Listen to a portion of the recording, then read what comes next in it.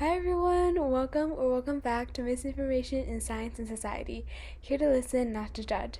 I'm Annie, and today with us we have Matt DeVerna, who is a PhD student at Indiana University focusing on informatics and complex networks and systems.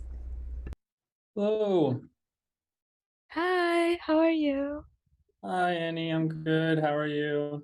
I'm good. Um,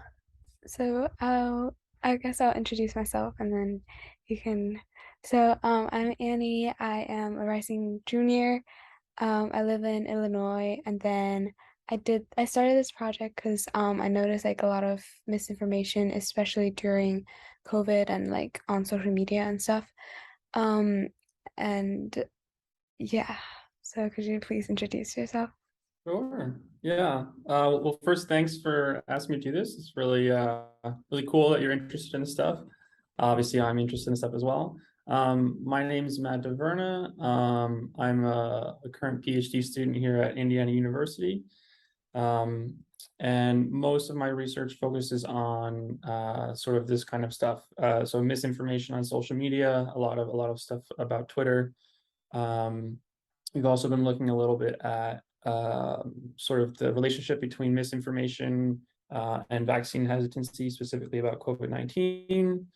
Um, and then I've also been more recently, working on some research about trying to identify super spreaders of misinformation on Twitter and social media as well. Mm. So yeah, I'm excited to chat with you a little bit, and so fire away whenever you're ready. All right, thank you. Thank you for being here. Um, why, may I ask, why did you choose this career? Sure. Yeah. Well, so it's been a bit of a roundabout Mm, journey for me, I guess.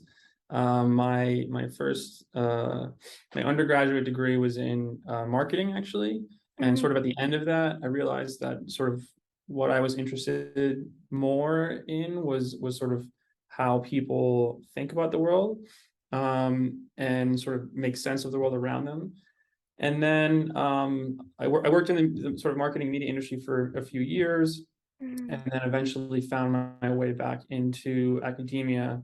So I got a master's degree in psychology at NYU, sort of pursuing this angle of sort of thinking about how people make sense of the world. mhm, But at that time, I was also interested in particularly like sort of like new technologies that were kind of rapidly being birthed into the world now, like social media and artificial intelligence and all these kinds of things. Um, and while I was there, I sort of fell in with a research group called the Center for Social Media and Politics in the political science department. And they do a lot of sort of this kind of computational social science stuff that looks at social media and misinformation. And then I ended up sort of applying and got in here at IU. So that's sort of the journey. But I generally would say that I'm just kind of concerned with the way that we're it seems like there's a large push for new technology and not much interest in understanding how these things will potentially affect the world. mm, And I think social media is one of those things that it's drastically changed the way that we're communicating with each other and getting information. And I don't think we have a really good grasp of sort of how that changes things at a sort of a larger scale for mm, humanity.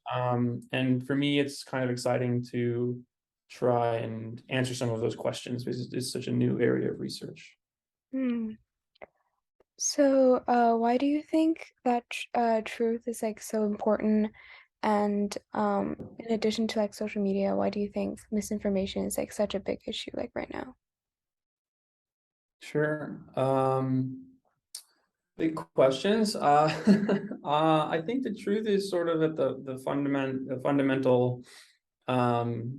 It's very important at a fundamental level for humanity. It's kind of like sort of this basic assumption that we all share, that we communicate for the most part with sort of some sort of goodwill, that we're going to be sharing correct information.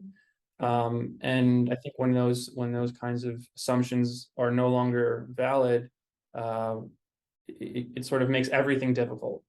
So society, I think, operates on some sort of assumption of truth for the most part when people are communicating. Obviously, there's exceptions. We know that people lie, um, but especially for like political governance, you can look at different things over history when people and government become very corrupt and they don't operate with this assumption of truth that's going on. Then we see these kinds of regimes crumble, and there's lots of violence and bad things happen. So I think that truth is super important to kind of keep the world civil Mhm. and allow for things to sort of work well, hopefully. And then for your second question about why, I think you said, what was the question again? Why is misinformation such a problem right now? Is that the question? Mhm. Um, yeah, so I mean, I guess it's important to point out that misinformation has always been a problem. This is something that's been around before social media.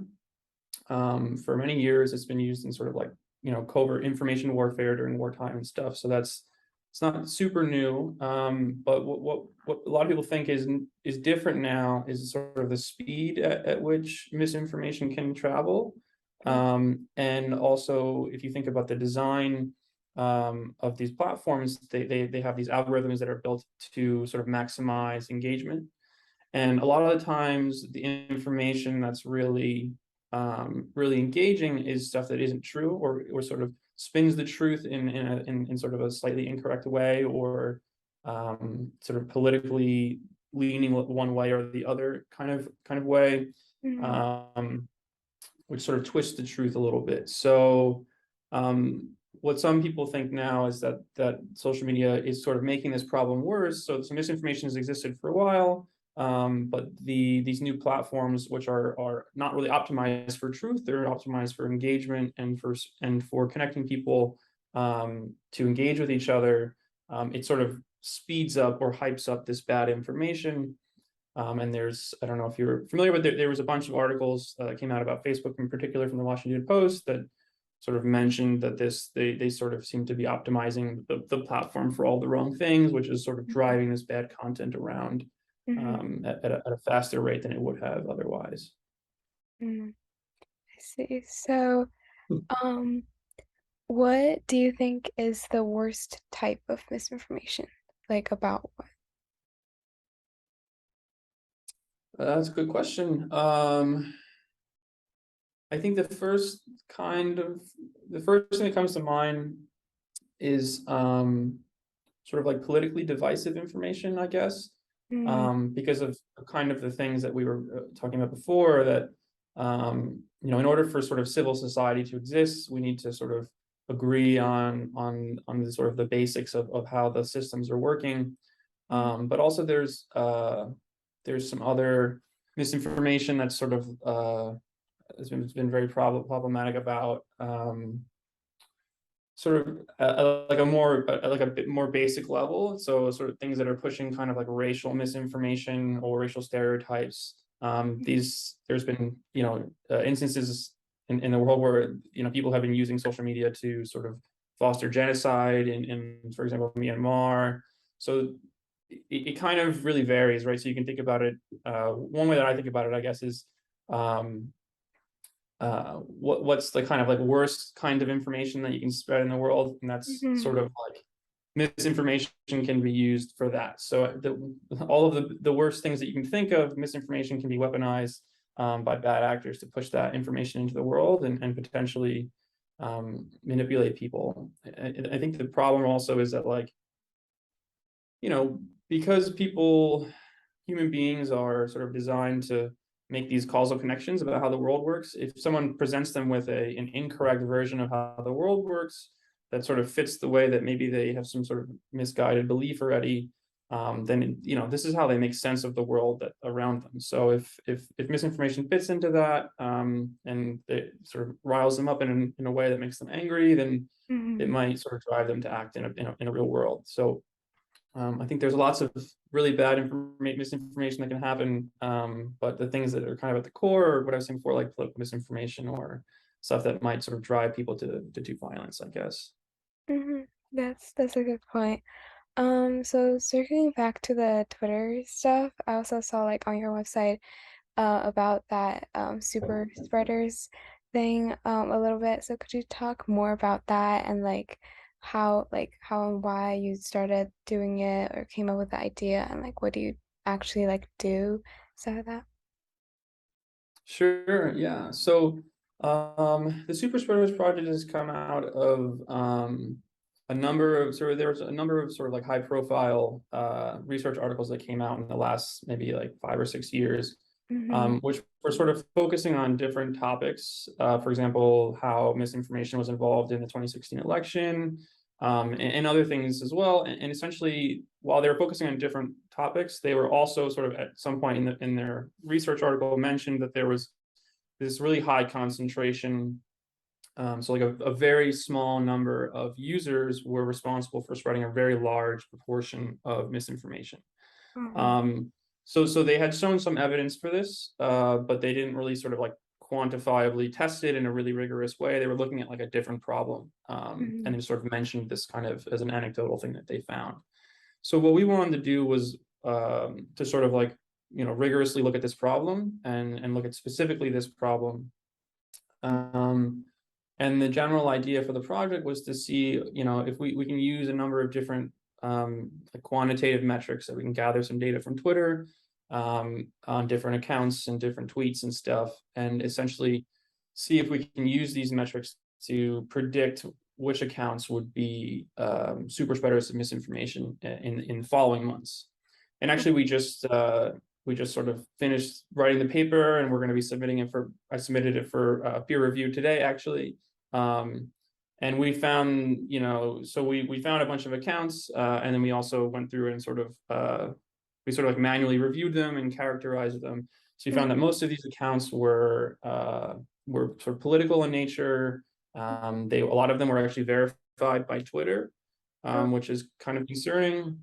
Mm-hmm. It showed that only 10 accounts were responsible for originating over 34% of the misinformation during an 8-month period. This is out of almost 300,000 accounts. 10 users were responsible for spreading, over a third of that misinformation. Mm-hmm. And it also provided some evidence that suggests Twitter might be potentially preferably suspending users that are less prominent, so users that have less followers. So for example, one of the accounts that we found was Donald Trump Jr.'s Twitter account. We also identified the official account of the Democratic Party as well as the Republican Party. So both of those, all three of those accounts. So what we're sort of concerned about, or for me, one of the major concerns is that there's kind of this paradox for platforms where the bigger that these accounts become that are pushing misinformation, the harder it becomes to sort of moderate those accounts, right? So if Twitter was to take any action against any of those accounts, whether it was the Donald Trump Jr. or the Democrats or the Republicans, that's going to be international news for the whole world. So you kind of have to ignore them. And what we show is that they're trying to police these accounts and moderate misinformation as much as they can, because they seem to be suspending some of a pretty high portion of the accounts that we found eventually. Mm-hmm. However, it's just very unlikely that they're going to take the same action against these really high profile accounts. So this is another really big issue that sort of applies to every platform, right? No matter whether you're Twitter or YouTube or Facebook, these really prominent accounts, if they're spreading lots of misinformation, it's really difficult to take any kind of action against them, because then it becomes news, and people accuse you of political bias this way or that way. It doesn't matter who you're trying to police. So Mm-hmm. it's become, this is sort of a social issue, right? It's a lot more than just running a platform. It becomes like, who's got the power to do this and who should do this. It gets quite complicated pretty quickly. Yeah, for sure. Yes, seeing that project was like really interesting because I just found it really interesting because like I kind of use Twitter. I used to use it like a lot more. But so like and I kind of see that sometimes too. So I think that's a really cool project. Um and Okay. yeah, so I think that's oh who is your role model? Good question. I would say my role models have changed a lot over the years. As I was saying, I had like a different career Mhm. for a little while. Mm. Currently,